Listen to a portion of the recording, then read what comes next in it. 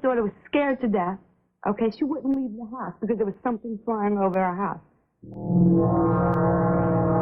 We thought it was the end of time. When I regained consciousness, I was on board of this, apparently on board the spacecraft, and I encountered two different types of beings. We have photographs, we have films, we have expert witnesses.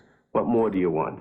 We could prove that these objects exist. We're past the point of proving they exist. The question now is, why are they here, and what do they want? Unidentified flying objects, UFOs. Are they spaceships from other worlds traveling through our galaxy, or are they something else? So far, we cannot escape our own solar system. Our technology has placed man no further out than the moon. If we can't travel to them, can they be coming to us? The American government says no. Despite films like this, they say it's physically impossible, so they've closed all their official investigations of UFOs. That was a fallacy. 1969, they claimed to the public that they closed the doors, and they didn't, because the document shows that they continued on gathering information. So that was an out-and-out lie. Under the Freedom of Information Act, some Americans petitioned the government for the release of top-secret UFO documents. These documents, they claim, suggest a cover-up, a cosmic Watergate. All we want to know is what's going on. We want the government to tell us the truth.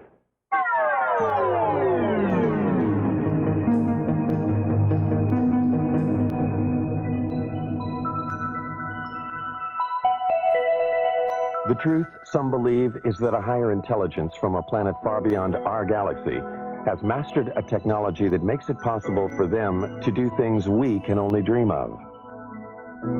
They believe that these beings are penetrating the galactic mist that shrouds and protects our planet. Some believe that these extraterrestrials' technology is so advanced that they might even have visited us long before the birth of Christ. Are there secret messages carved in the stones of the pyramids of Egypt? Messages that tell us of the mysterious voyages of ancient astronauts?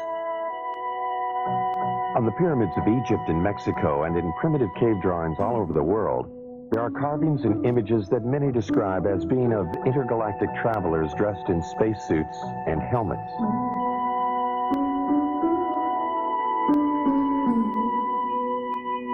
Early Romans wrote about flying shields, ancient Egyptians about circles of fire in the sky. Are these references and these drawings about spacemen, or about the gods they worshipped in the heavens above? Aliens from other worlds with extraterrestrial powers are credited by some with having moved the great stone monuments of Easter Island. Others point to the giant circle of Stonehenge as being a sophisticated astronomical tool, only possible at the time if it were designed by others with a more advanced knowledge of the universe. And then there are the Nazca Lines, an alleged spaceport. These mysterious images, decipherable only when seen from the air, were carved in the ancient times atop a mountain in Peru. Many claim this was a landing area for ETs. If there were ETs coming here in ancient times, they seem to have lost interest in us, until 1947. Then, suddenly, around the world, people of all kinds began to report seeing them in the skies above. Some claim to have photographed them. In the United States, the government dismissed the phenomena. They described the mysterious objects as weather balloons, hoaxes, swamp gas, and other scientific anomalies.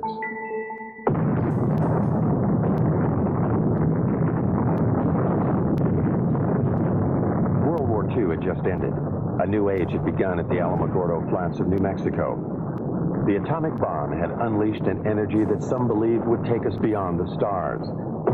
Reason enough, some say, for those higher intelligences who dwell in other worlds to return for a second look at us Earthlings. They would have to look beyond the shadows of our mushroom clouds. They would need to know what our universal intentions were. In the years after the war, Navy and Air Force pilots regularly reported sightings of UFOs. Repeatedly, these sightings were dismissed by the military. One pilot, Captain Thomas Mantell, radioed he was pursuing a UFO. The saucer-shaped craft, he said, was moving at speeds unknown to man. He pursued the craft until his own plane exploded in midair. The Navy investigated the crash and attributed the explosion to the pilots pushing his plane too high and too fast. Others said Mantell was a casualty of an extraterrestrial attack. UFO proponents charged a government cover-up, the first, they say, of many.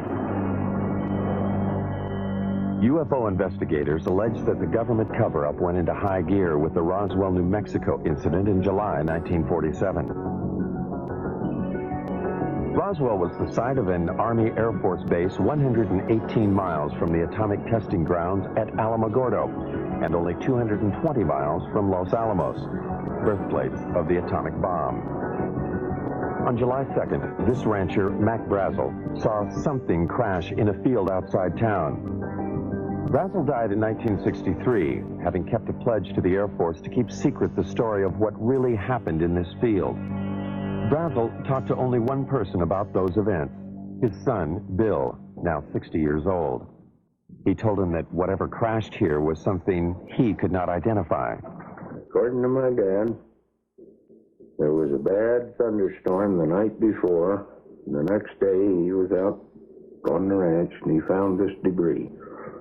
And he picked it all up in his pickup and was talking to people, and of course there was some talk about UFOs. He was going to Roswell, and as far as I know, he got in touch with the Sheriff's Department. They in turn called the Air Force. Then the Air Force got with Dad and swore him to secrecy, and they came out to the ranch and picked up this debris. Major Jesse Marcel, the chief intelligence officer at the base, was assigned the task of collecting the debris from the crash site. His selection for the job, UFO proponents say, is proof that the Air Force knew from the start that It was my knife. I found one piece of what looked like metal anyway. It was not flexible, but it was as thin as a foil in a pack of cigarettes. It was that thin. One of my boys told me, there's something unusual here. He said, I tried to make a dent in this metal. He says, you can't bend it. You can't make a mark on it. He says, I took a sledgehammer and whammed it. I put it on the ground and whammed it. The sledgehammer bounced off of it.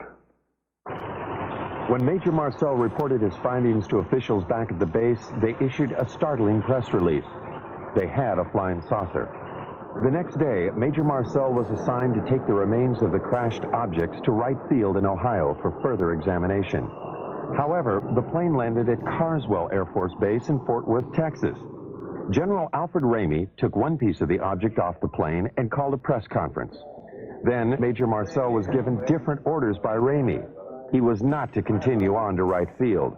He told me not to say anything. He says, I'll handle it from now on. And that's exactly what he did. When he came out, he said, he told the press that was there, he said, that was nothing but a weather balloon, crashed weather balloon. Marcel, under orders not to say what he believed, only recently spoke out against the Air Force's revised story. It was definitely not a weather balloon. And it was an aircraft. So what it could have been, I wouldn't know. I still don't know. Mac Brazel, who had a rancher's knowledge of such things, told his son that, like Major Marcel, he knew the object was not a weather balloon. He said that's what the Air Force tried to make him believe, that it was a weather balloon. And he said, Bill, he said it was not a weather balloon. He said, I don't know what it was. But he said it was something altogether different and much bigger. If extraterrestrials are going... Philip Klass, a military expert, disagrees. The fact of the matter is that it was not a weather balloon as such. It used a weather balloon as a vehicle, but what it was is called a radar corner reflector. It's an object that is roughly hexagonal, so that it can be tracked by radar. And no matter what angle this hexagonal thing is pointing, it always returns a strong radar echo. So the object was not a weather balloon as such, but it used a weather balloon to hoist it. If the object were only a weather balloon, UFO proponents say, then why did the Air Force pledge Mac Brazel to secrecy? And why did the Air Force pursue his son in the months that followed? Only 22 years old at the time, Bill could not help but be intrigued by his dad's discovery of the strange materials in this field. He searched for and found some remnants of the crashed object. And I was talking about it. I went into Corona, and I was sitting there in a beer joint, and of course, my friends was asking me if I'd found any more or anything like this, and I said, well, I picked up a few scraps, about a cigar box full, and somebody, I don't know, must have informed the Air Force, because first thing I know, I have visitors, and they say they'd like to have this material. And they didn't tell me they'd confiscate it. They just said, well, like we're going to have it one way or the other, you know.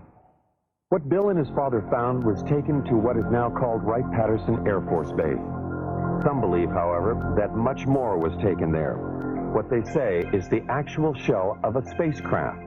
This spacecraft, they allege, was struck by lightning, causing pieces of it to fall away into Mac Brazel's field. The craft itself, they say, crashed 78 miles away. The story has it that the spacecraft and the bodies of its alien crew members were then taken to Wright Field and stored in Hangar 18. Myth or fact? The Air Force denies the existence of craft or ET bodies. Nothing has surfaced in the Freedom of Information Act released top-secret government documents. Nothing to support what some claim is this actual photo of an ET's arm. The Air Force also denies the existence of Hangar 18 itself. Senator Barry Goldwater has written that he has tried to gain access to the legendary building.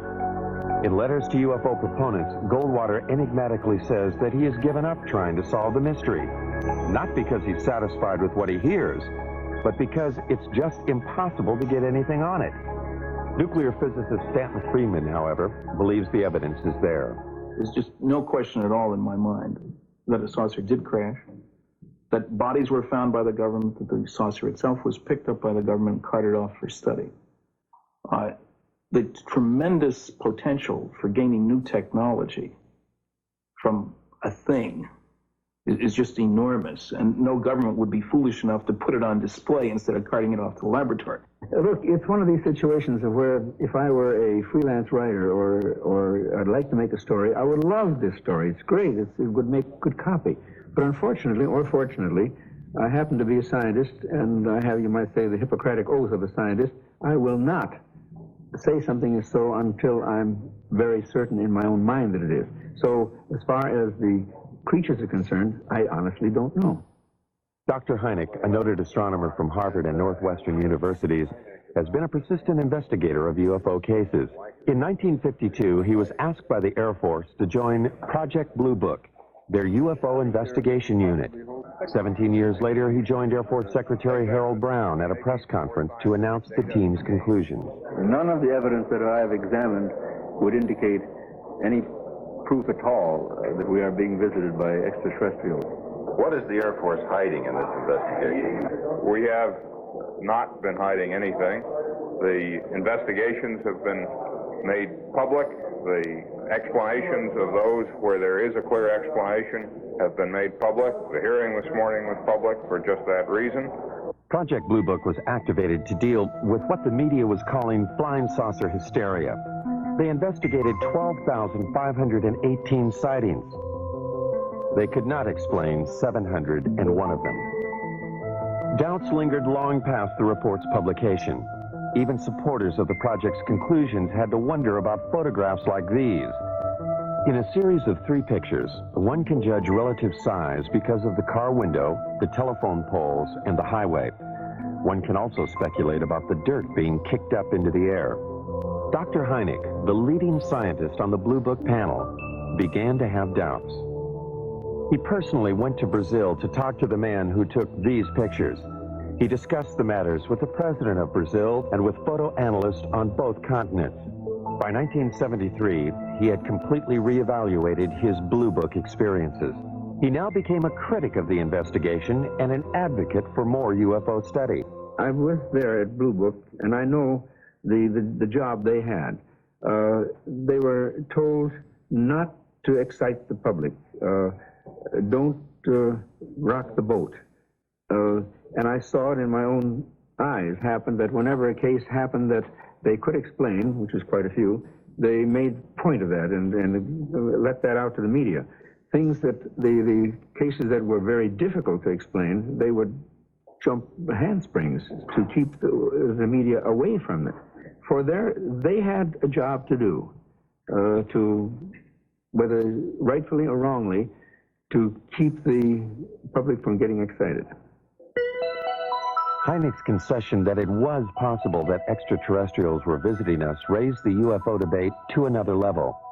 A major establishment astronomer and a man trusted by the Air Force was now saying that intergalactic spacecraft could be traveling through our solar system. His pronouncements caused scientists who might otherwise have stayed out of the UFO debate to enter it. They called Hynek's proposition fantasy. But if we just think of our own galaxy, you know, it's 100,000 light years across. That means to travel from one side of that galaxy to another side, the other extreme edge, would take you 100,000 years if you traveled at the speed of light.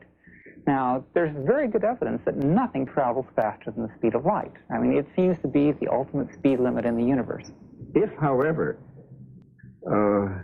aliens know something we don't, suppose they are able to transform space and time or manipulate space and time in some way, or travel in other dimensions, then all things are possible. As man has entered the space age, the concept that all things are possible has indeed become part of a new way of thinking. Some of the men who investigated Blue Book were born before the Wright brothers flew at Kitty Hawk. They conducted their investigation before man flew faster than the speed of sound. Even the men who flew our space missions concede unusual experiences that they cannot explain. Astronauts like James McDivitt on Gemini 4 and Ed White have reported seeing unidentified flying objects in space. Pete Conrad on Gemini 11 in 1966 is another of the 11 astronauts who have seen UFOs on NASA space flights. Some of these objects the astronauts saw were photographed. NASA has called some of these sun flares or space debris. Some are still labeled unidentified.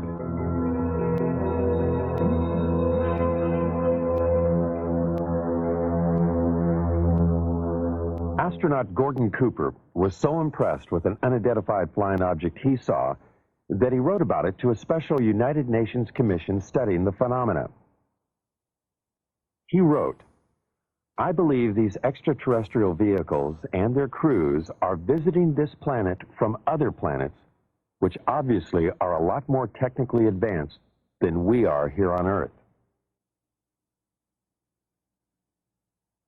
Recently, Cooper reversed himself. He does not now believe that what he saw was an extraterrestrial spacecraft. Another of the original Mercury 7 astronauts, however, has not changed his mind about what he saw on a test pilot flight in 1952. Deke Slayton. As I closed on this thing, well, it looked like a weather balloon, and that's what I presumed it was. And I had plenty of gas and time, so I decided I'd just come back around and make a pass on it. And I got around where I should have been coming back on this thing. All of a sudden, it didn't look like a balloon anymore. It looked like a saucer sitting on edge, about a 45-degree angle. I didn't have any gun camera film on board, unfortunately, or I'd have shot some pictures of it. And about that time, I guess whatever it was, for whatever reason, just took off climbing at about a 45-degree angle and just accelerated and disappeared. And I obviously couldn't follow it with an old piston engine fighter. So I turned around and went home. Some UFO observers, however, have had camera and film on hand at the critical moment. This footage was shot from a helicopter off Catalina Island in 1966. Some say this is a single-wing aircraft. This film was shot by the coach of the Great Falls, Montana minor league baseball team in 1950. The Air Force says it is a picture of two aircraft. This film was shot by a newsreel unit in Guatemala in 1976. Some say this is also an aircraft.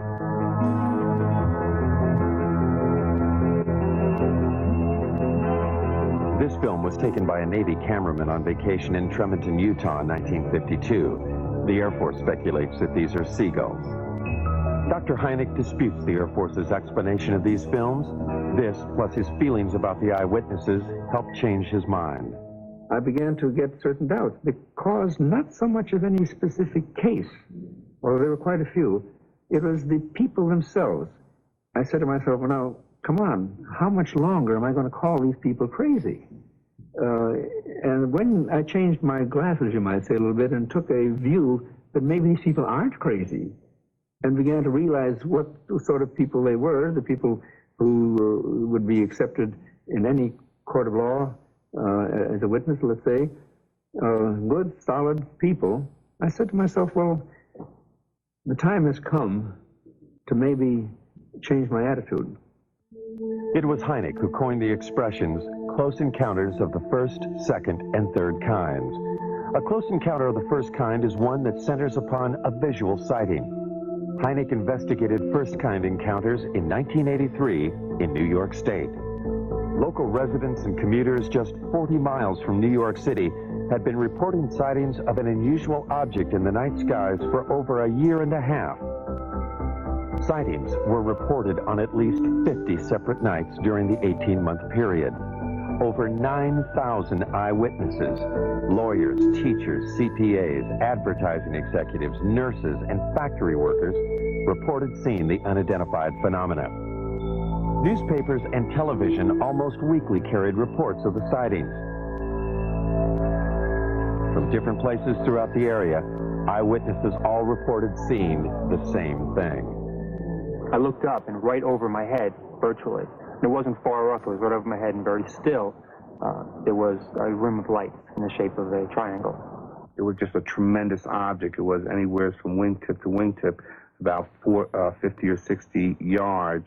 These were very, very unusual lights. I've never seen anything like it in my life, and so I pulled my car over and I had to take a look. I mean, he would drive down the road and look up in the sky.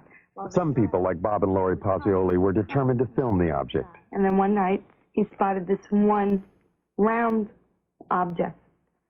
And that's when he called me, and he said, quick, let's get the camera. And we did. Oh, good God. I don't know. Not quite. I'm going to tell you something, honey. I don't know what the hell it is. It's rotating. Bob and Lori photographed this unidentified flying object near their home in Brewster, New York. Bob is a vice president in a Manhattan computer firm. Some of their friends and Lori's parents thought they were crazy, despite this photographic evidence. Yeah, it's turning very, very slowly. 9,000 odd people have seen this thing, or whatever it is, and they all just can't be crazy. Bob and Lori have two children. They are concerned about what they saw in the sky. They also wonder why the government hasn't investigated the event. Their concern is shared by David Scarpino, an accountant who works in New York City. Scarpino, a family man, has publicly called for a government investigation. He and others, like Bill Healy, a meteorologist at the county airport, made this demand at a town meeting. Public furor has been led by County Clerk Dennis Sant. Sant feels that a government investigation is indicated by the fact that eyewitnesses have all reported seeing the same thing. You know, the movement was almost like a probing movement. It was very slow, and it stopped periodically and stationary, where it just came to a standstill, and then it would move to another position, and the movement from one position to another was just extremely slow. Now, the speed at which it was going at that point was very slow, because I had to walk at a very slow, deliberate gait to keep up with the light. Every step I took, it moved a little bit. It moved in a very straight line, very slowly. There was absolutely no noise. When I walked away from it, at that point, it started to rotate virtually. almost as it was on an axis. It didn't make a big loop. It just rotated. It appeared, as I said, to rotate in the sky, change lights. Aircraft, I don't care how well precise you want to be in flying those suckers, you're not going to be able to make them move 90 degrees. All right, this thing did apparently rotate. You can't do that with aircraft. Could it have been an aircraft or many smaller light planes flying in formation? The media attention given the sightings prompted 6 pilots at a local airport to try to prove that it could be just that. Amused by the idea of UFOs, the pilots planned and flew at least 18 daring nighttime missions, flying in formation, sometimes without lights.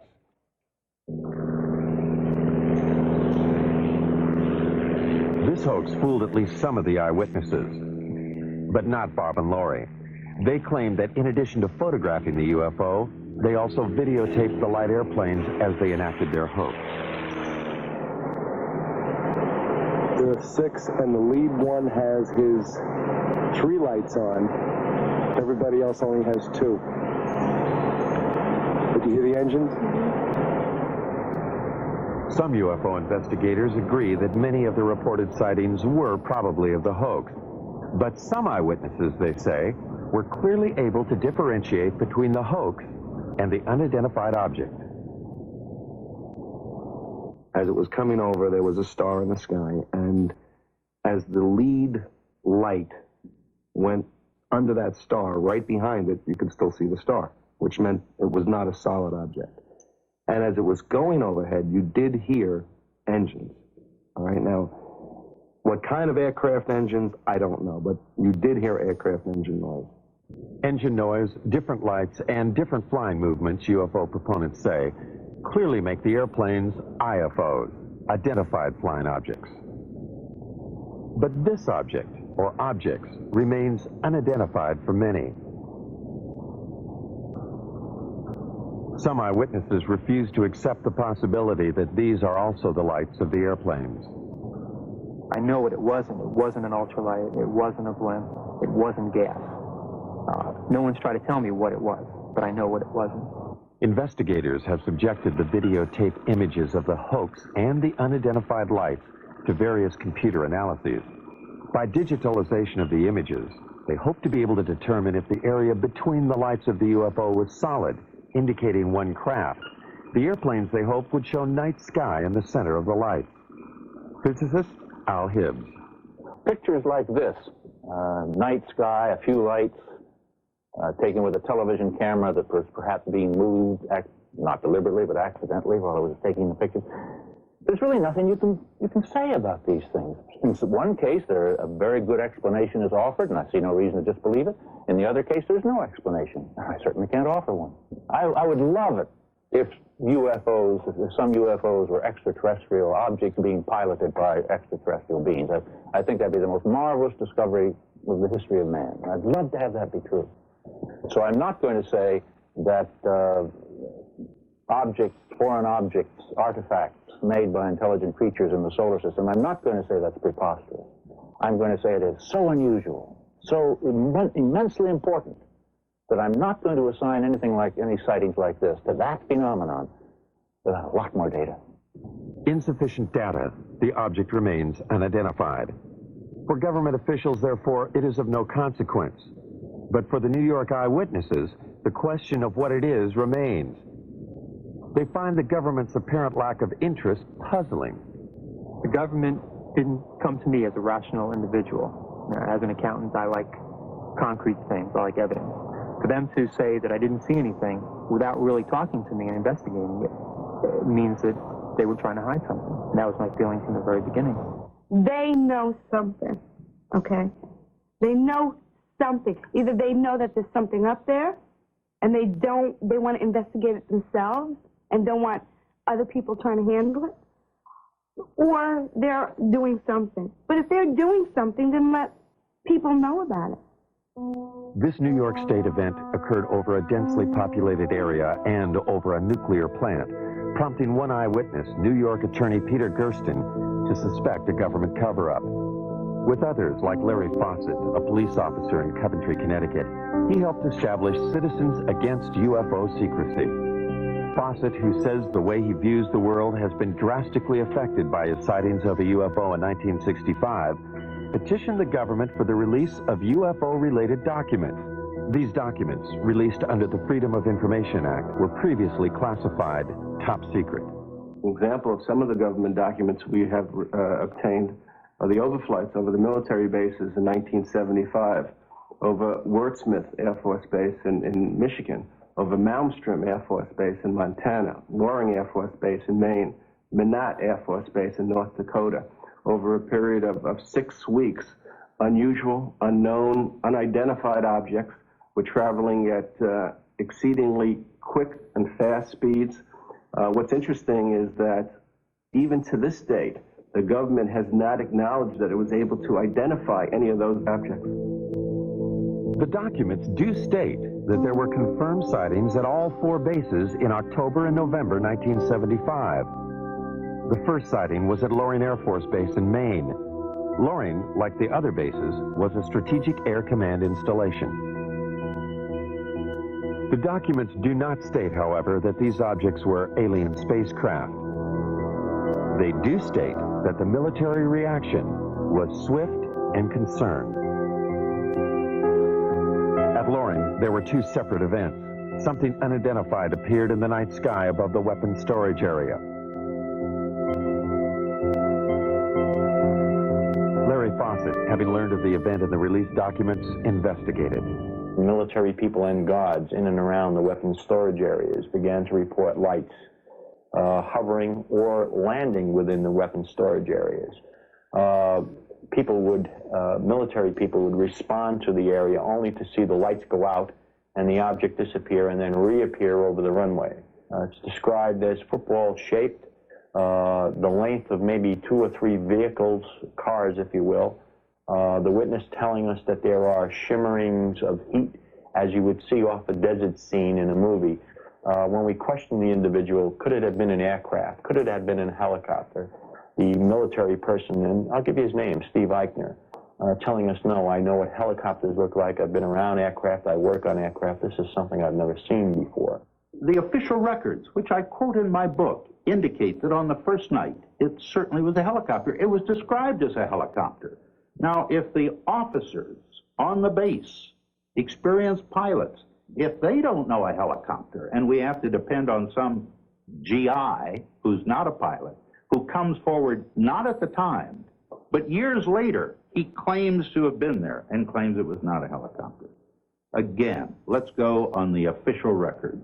It is the official records that Fawcett uses to substantiate his claim that helicopters could not be the explanation. The military response at all 4 bases, he says, was too dramatic. From our documentation, we know of pursuits that occurred, scrambling of aircraft from Loring Air Force Base, and the chases went up into the Canadian territory, if you will, only to be lost around New Brunswick somewhere up in that area.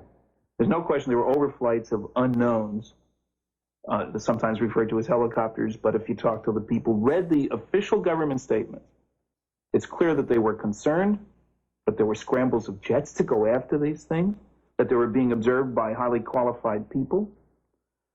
We were lied to, flat out, about those cases. As a matter of fact, some of the documents we eventually got clearly indicated that there were instructions to local base commanders.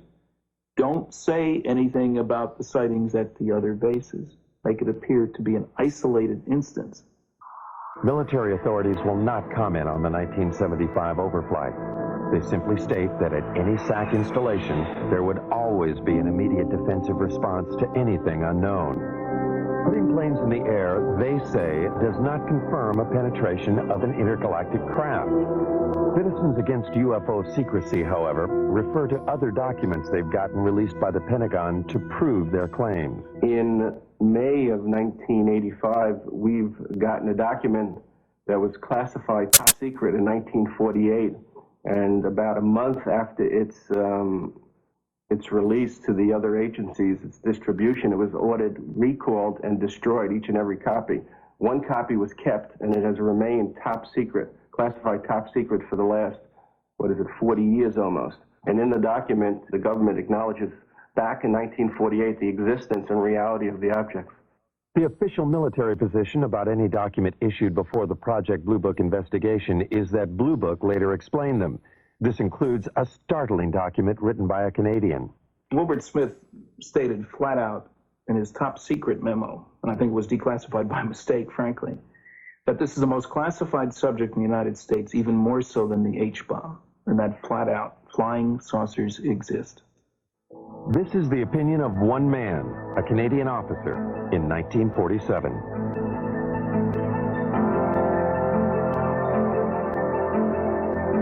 For proof that flying saucers do exist, some critics demand more than just the accounts of those who have had close encounters of the first kind, visual sightings. Even when first-kind encounters are reinforced by photographs, they fail to satisfy the need for physical evidence. This woman claims that she has had a close encounter of the second kind. A second-kind encounter is defined by its having physical evidence. Vicki Landrum, along with her grandson Kobe Lee, alleges that they, along with Betty Cash, were on their way home from a bingo game when they encountered something they had never seen before.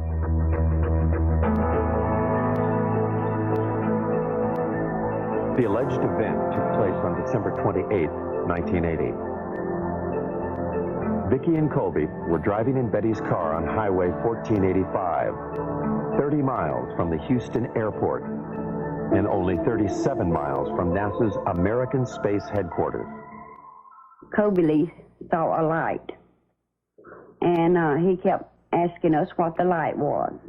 And he kept pulling my face around and asking me, "Mama, what is it?" And I said, "Honey, I don't know." And Betty said, "I believe it's getting closer." And I said, "Well, it kind of looks like it," but we had no idea that we were going to get hurt. I would say within an instant or so, all of us noticed it because it lit up the entire sky. There was no way you could have missed it. It looked like the woods were being set on fire. And inside the car, it was so hot till my handprint is yet on the dashboard of Betty's car.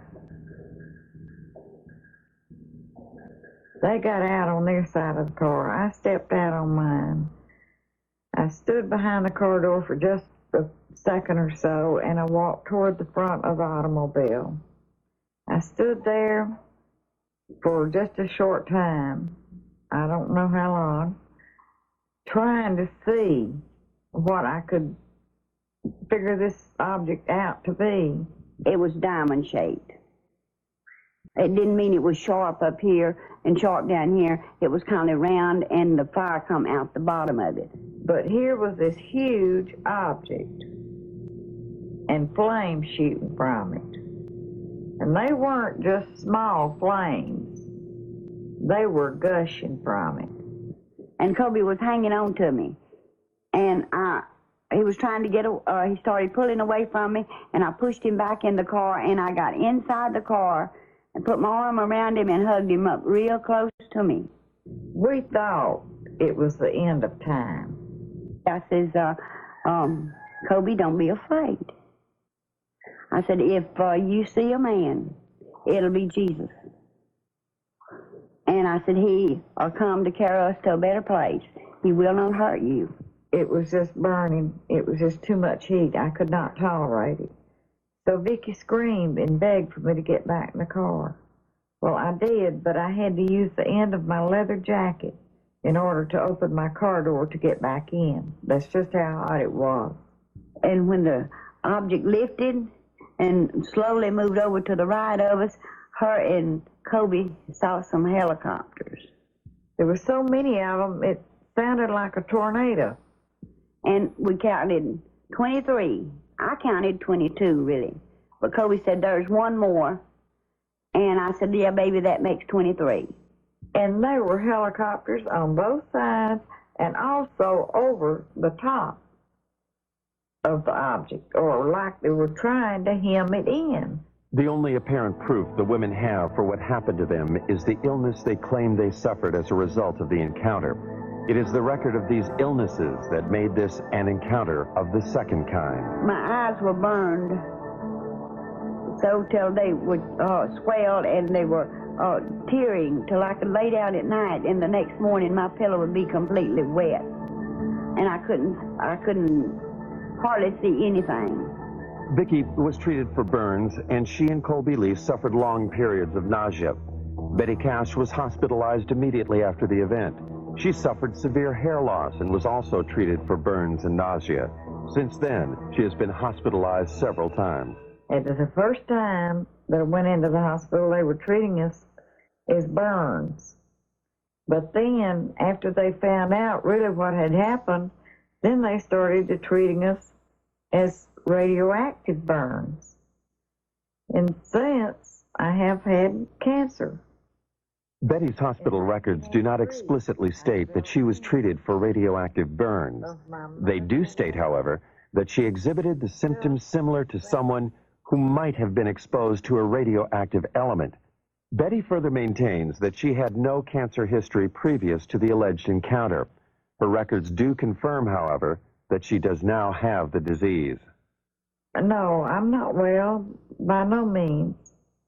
I wish, I pray, that I could be. With the help of Peter Gersten, the New York attorney for Citizens Against UFO Secrecy, the two women have sued the government to find out what it was they encountered that night. Was it a UFO, or an American weapon gone awry, or something else?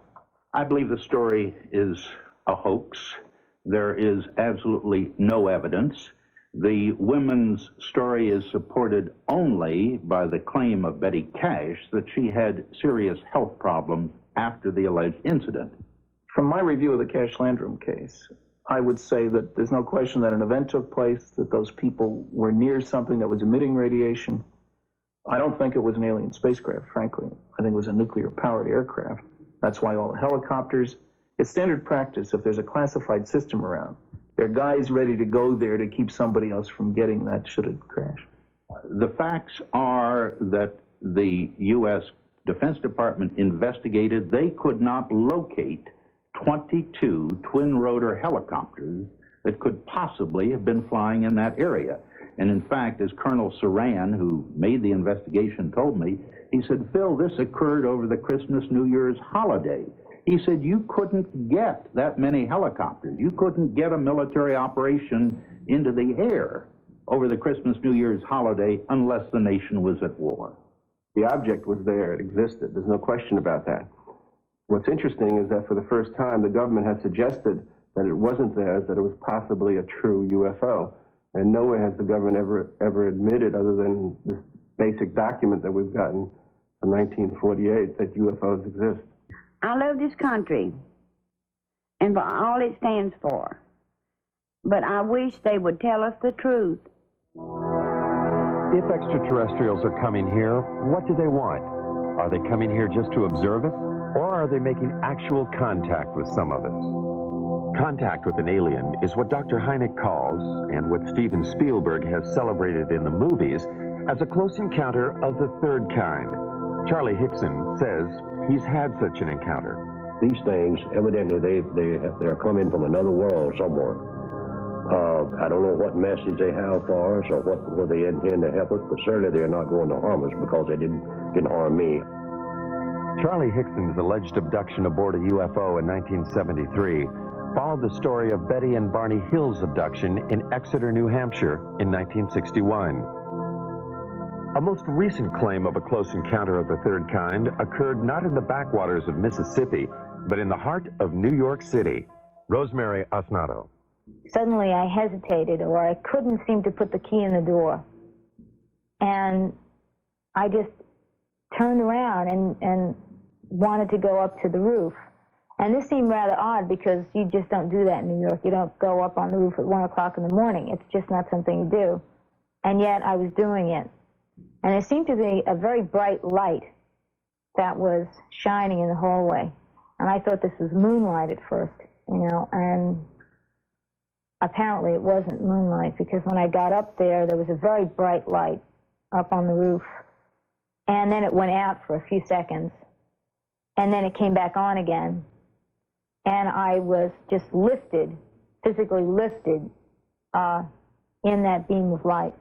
When I got into the craft, I was led by a group of, I guess, more than one, group of grayish-skinned small men or women, I don't know what they were, but large eyes, thin, frail, and they communicated telepathically. 19-year-old Travis Walton of Snowflake, Arizona, claims he encountered similar aliens in 1975. Walton was, in his words, zapped by a blue light when the spaceship appeared when he was working in the forest. When I regained consciousness, I was on board of this, apparently on board this spacecraft, and I encountered two different types of beings. The first type of creature I saw was about 5 feet tall. They were very white-looking. Their skin was very pale, and they didn't have any hair on their heads, and they had enormous eyes. There was a type of being there that, you know, anyone else would consider to be look very human-like. Walton was found on a roadside 5 days after he disappeared from the forest. He could, however, recall only what seemed like an hour of time passed. Time, he claims, he spent aboard an alien spacecraft. Now 29, he reflects on that experience. I lost my job. The effects were quite negative. You know, time lost. You know, it's a very disturbing thing in my life. A lot of negative publicity, really. You know, this is a kind of a stigmatizing thing for people to, consider you. A certain percentage of people think that you're wacko. What Travis Walton and others claim they have experienced has, according to some, now been validated by government documents. About to join the literature of third-kind encounters is the startling tale of an alleged landing of a spacecraft outside an American Air Force base in Rendlesham, England. The American military admits they are still withholding 6 documents. In the Bentwaters case, we have an eyewitness, which is rare. We have an audio tape made at the time of the actual event. We have a government document which corroborates the existence of the incident. The government has no reason to withhold the information. The UFO is said to have crashed in the Rendlesham Forest in an area 2 miles from the American military installation. Released Air Force documents confirm that military personnel were dispatched to the site on the first night. They reported seeing the lights of the mysterious craft. On the second night, after Geiger counter readings indicated increased radioactivity in the area where it seems something could have landed, the commanding officer of the base, Colonel Charles Halt, along with several officers and enlisted men, also reported seeing the UFO. Halt wrote this document reporting the sighting. It clearly indicated the presence of a strange glowing light that illuminated the entire forest. It tells of pulsating red and blue lights and of the objects disappearing.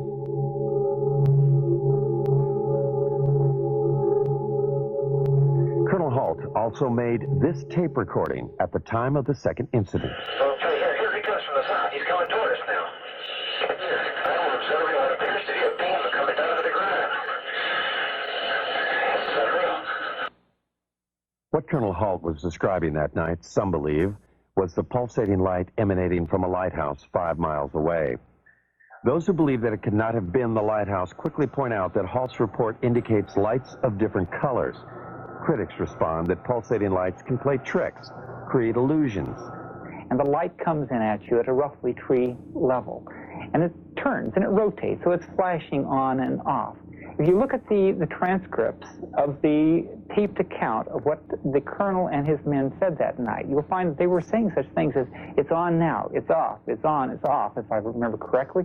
And that sequencing corresponds precisely with what the rotational frequency is for the lighthouse. The lighthouse theory deals only with a close encounter of the first kind. What of the close encounter of the third kind? The story told later by several American enlisted men. The story, they say, they were ordered not to tell. Afraid to reveal his identity, one of them talks about the alleged encounter. The senior officers seemed very calm with it. And the lower ranking people like myself didn't know what to make of it and almost maybe shock had set in because we were very apt to listen to what we were told to do. I know conversation took place between our base commander and individuals that were in the craft. Our base commander at that time apparently even shook one of their hands. Something tells me at that time they had difficulty with the craft, and we even gave them help in repairing the craft. The lighthouse explanation for Colonel Halt's report cannot explain away the account of the alleged landing and third-kind encounter. And so far, nothing in the released government documents confirms such an encounter.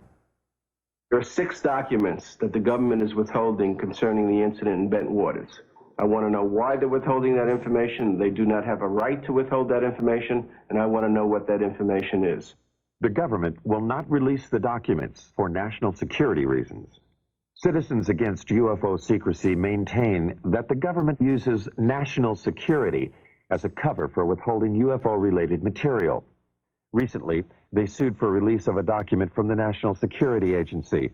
When they got it, it looked like this. When you go through it all, and somebody actually added up the percentage of the paper, more than 3/4 of this document isn't there.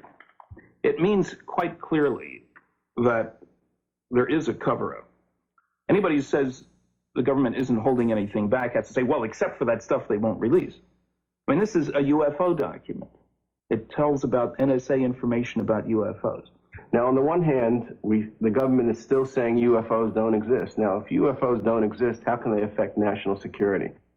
The government maintains that what is in the censored and unreleased documents is information that does not support the existence of extraterrestrials, but rather information that, if released, would compromise our own intelligence network. Much of the information in those UFO documents, the government claims, has to do with how we intercept and decode Soviet bloc messages.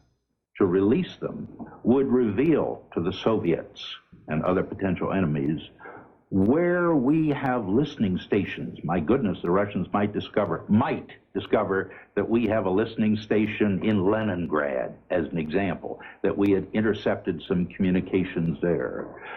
More important, it would reveal that we were able to decode Soviet coded messages. There are 3 basic reasons why the government does not come forward and release the information it has on UFOs. The first reason is technology. It is trying to learn as much about the objects before the Russians. The second reason is the vulnerability that could be shown by the revelations that might be forthcoming concerning UFOs. And the third reason is the hysteria that might be caused by the release of this information.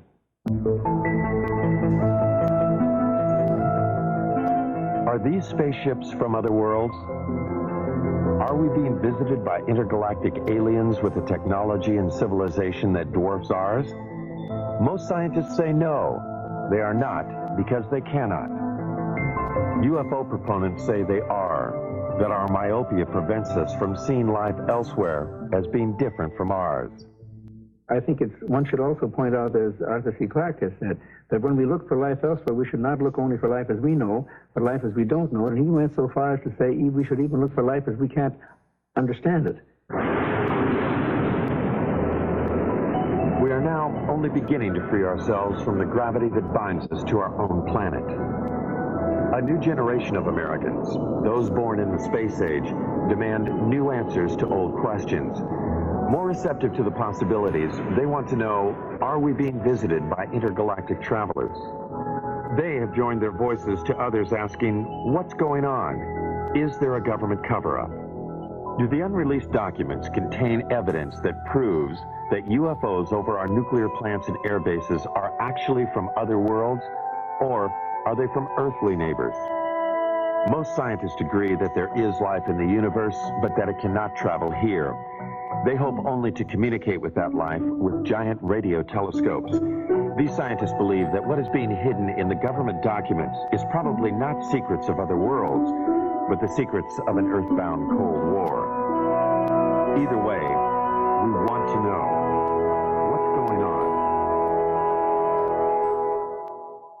on.